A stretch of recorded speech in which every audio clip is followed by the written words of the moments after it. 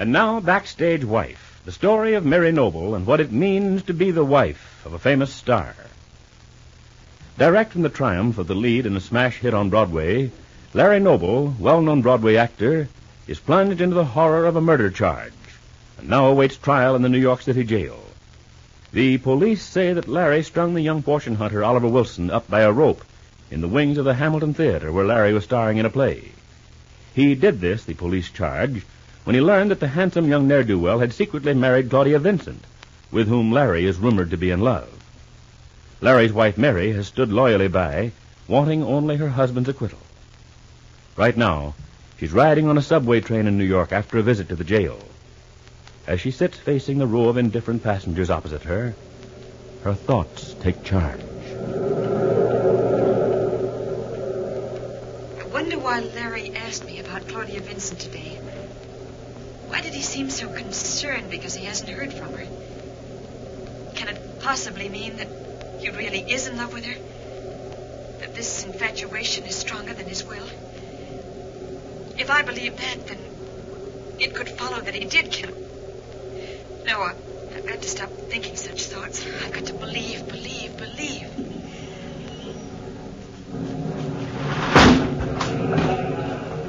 Only the first stop. How many is it? I ought to know them by heart by this time. I've ridden back and forth on the subway between the jail and my hotel often enough, heaven knows. Except for the 2 times Rupert Barlow sent me in his car. But that won't happen again.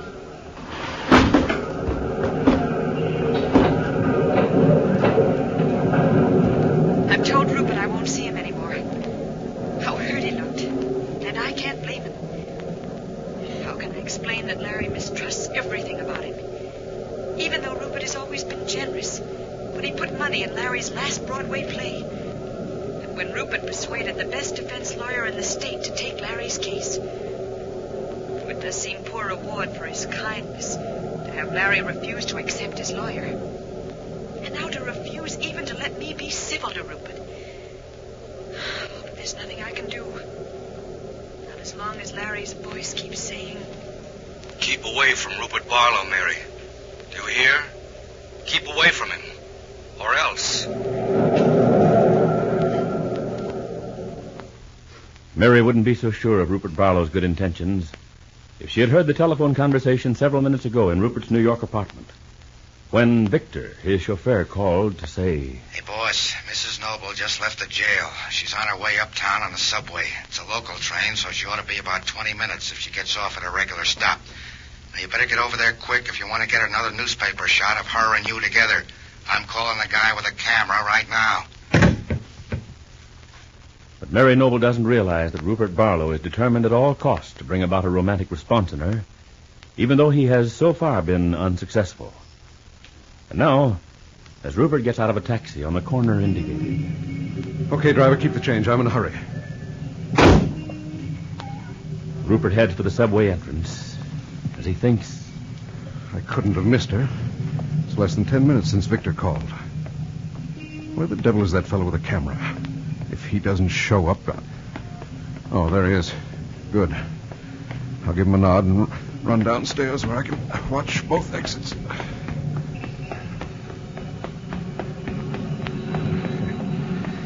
It's a great place to spend the day, in a subway entrance. Just because Mary Noble pays more attention to Larry, that actor husband of hers, than she does to me. All he has to do is tell her to keep away from me, and she obeys like a trained dog. And after all the trouble I've taken... To think that I'd ever run after any woman, instead of having them run after me. Confound it, this is different. This has got into my blood. It's an obsession. I've never been beaten at anything in my life, and I won't start now.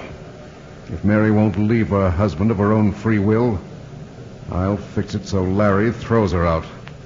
Then she'll come to me, all right. On my terms.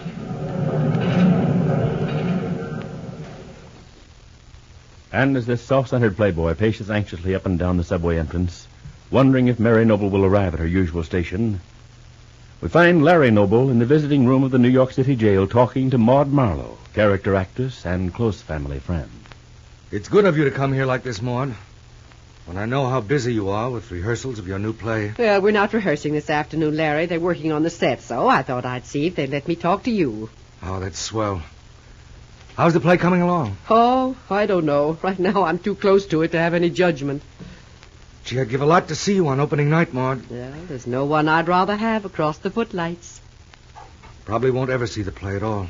Oh, Larry. Now, why do you say that? You don't think we're going to fold so soon, do you? My big chance to star once more? It's probably my last chance. Nonsense, Maud. You've got lots of hits coming up. Don't try to kid an old warhorse, Larry. There aren't many plays written to star an aging character actress. No, I'll be lucky if I can get bits after this. I'd give a lot just to have a walk-on part right now. Oh, of course you would, Larry. But you'll be back on Broadway again. I know that. I'm confident you'll get out of this wretched injustice. Thanks again. As a matter of fact, I've been having a surge of confidence myself these past few days. Oh, I'm glad to hear it, Larry. I guess it's mostly because of my wife, Mary. That's even better. Poor kid. This business of me being held in jail on a murder charge has been awfully rough on her, Maud. Well, of course. It's awful for both of you, Larry. I rather thought I might find Mary here when I arrived at the jail. She wasn't at the hotel where she's living. No, she's been here, Maud. Oh? She just left a few minutes before you got in. Oh, it's great to have her so close by. You don't know what it does for me, having her pop in every little while. Well, I think I know, Larry.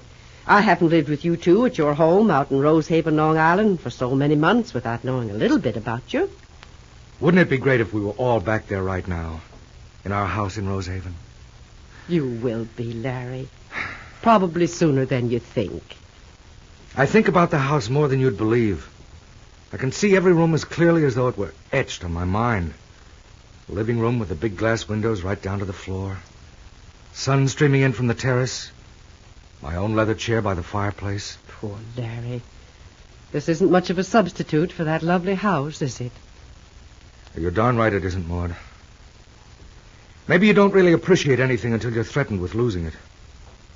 I guess I'm like the average guy, taking things for granted.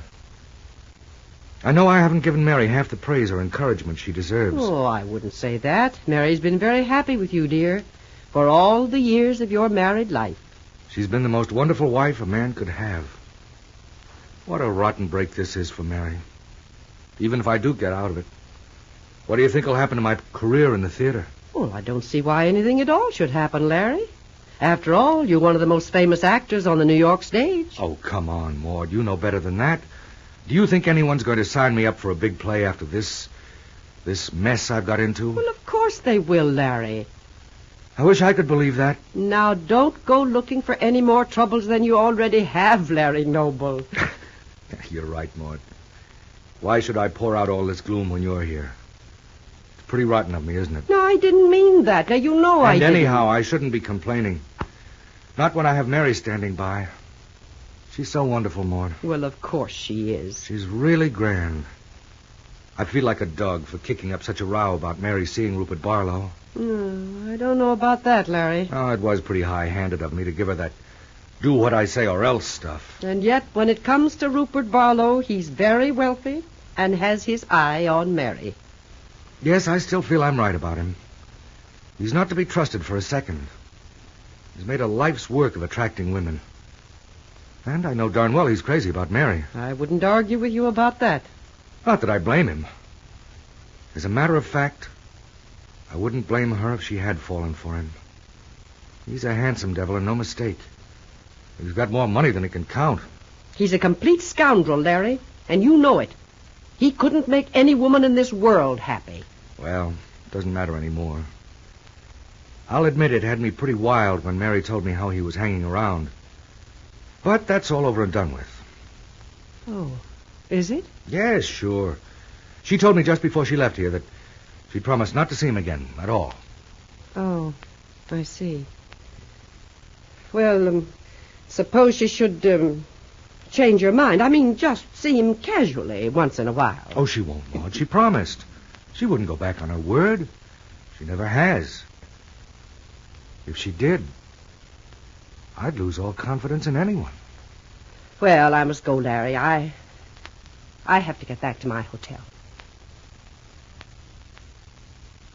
Maud Marlowe gets up so abruptly that Larry Noble is startled.